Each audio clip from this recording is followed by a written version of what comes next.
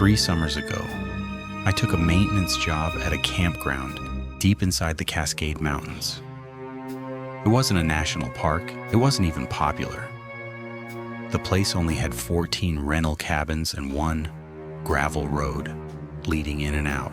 I had just turned 30 when I accepted the job. I wanted a break from city life after burning myself out working construction.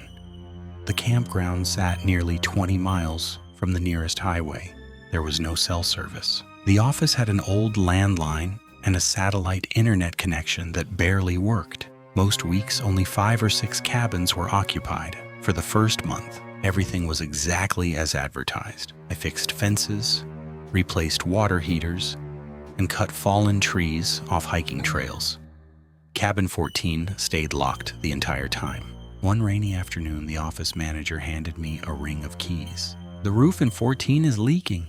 I reminded her that the cabin wasn't being used. "I know, just patch it before mold starts growing." I drove the utility cart through the forest until I reached the last cabin. It sat farther from the others than I expected, almost hidden behind thick cedar trees. The windows were covered from the inside. The front door unlocked with a loud click. The smell inside hit me immediately. Not rotten, not mold, just old, like opening a closet that hadn't been touched for decades. The furniture was covered with white sheets. Dust floated through the air. The leak was easy to find. A cracked section of roofing above the fireplace. I climbed onto the roof, patched it in less than an hour, and packed my tools. Just before leaving, I heard it. A telephone ringing one room over. It rang once, twice, 3 times. I remembered what the owners had said. Never answer it. I stood perfectly still until the ringing stopped. Then I locked the cabin and drove back. That evening, I casually asked another employee if Cabin 14 still had a working phone. He frowned. "It hasn't been connected in years." A week passed. Then another one night around 11. Heavy rain knocked out power across the campground. The backup generator only supplied electricity to the office. The owners asked me to check every cabin and make sure nobody needed help. Cabin after cabin, everyone was fine except Cabin 14. As I drove past, I saw light inside. Warm yellow light coming through the curtains. I stopped immediately. Nobody should have been there. The owners insisted it was empty. I walked to the porch. The lights suddenly went out. The cabin became completely dark. I knocked. No answer. I unlocked the door. Every room was empty, cold, silent. The furniture was still covered exactly the way I'd left it. Then the telephone rang again, louder this time. It echoed through the entire cabin. I stared at it. An old rotary phone sat on a tiny table beside the fireplace. The cord wasn't plugged into anything. It had been cut clean off, yet it continued ringing. I backed out of the cabin and locked the door. The ringing continued for nearly a minute after I stepped outside.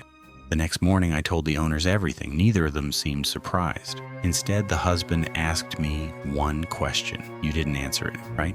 I shook my head. He looked relieved, then refused to discuss it further. Almost every morning, I found muddy footprints on Cabin 14's porch. They always stopped at the front door. They never continued away. It looked as if someone walked to the cabin and disappeared. One afternoon, I decided to install a trail camera facing the porch. If someone was messing with us, I'd catch them. The next morning, I checked the memory card. Nothing.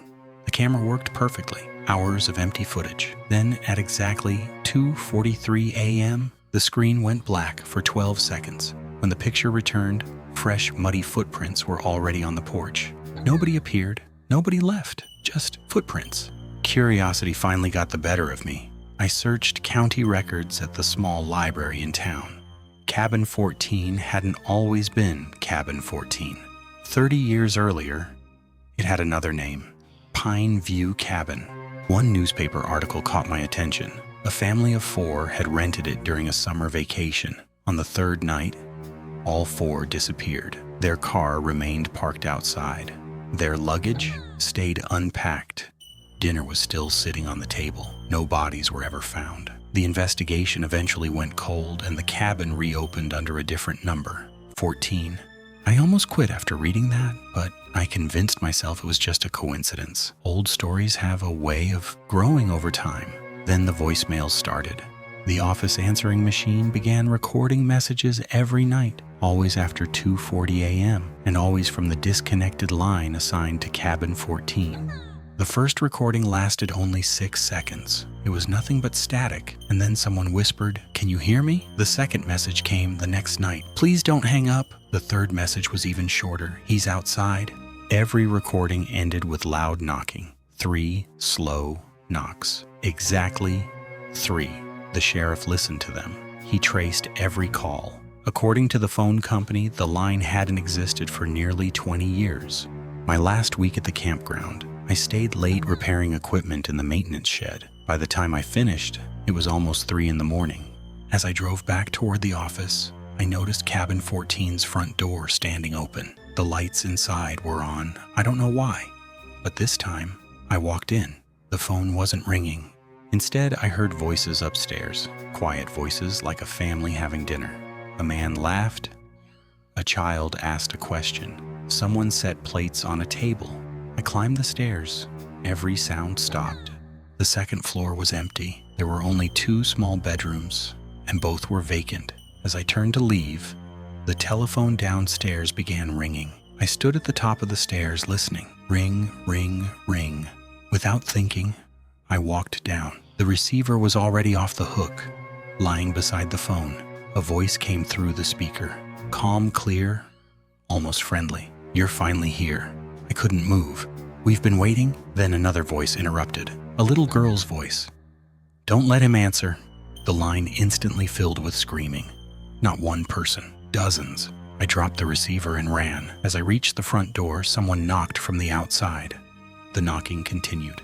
Slow, patient, never louder, just waiting. I sprinted to the maintenance cart and drove straight back to the office. I resigned the next morning. The owners didn't try to stop me. The husband simply nodded, then handed me a small cardboard box. Inside were dozens of old cassette tapes. "Take them," he said. "I don't want them anymore." Every tape contained recorded voicemails from Cabin 14. The oldest one was dated 1994. The newest was recorded the night before I quit. I listened to every tape over the following week. Most were impossible to understand. They contained nothing but static, whispers, and knocking. It lasted only 11 seconds. A frightened man whispered, "If anyone hears this, don't answer the phone." I recognized the voice immediately. It was mine. The problem is, that voicemail was recorded 2 nights before I ever walked into Cabin 14. The past doesn't always stay buried. Sometimes it picks up the phone and calls you. If you answer, you might become the next story. Never answer the phone in Cabin 14.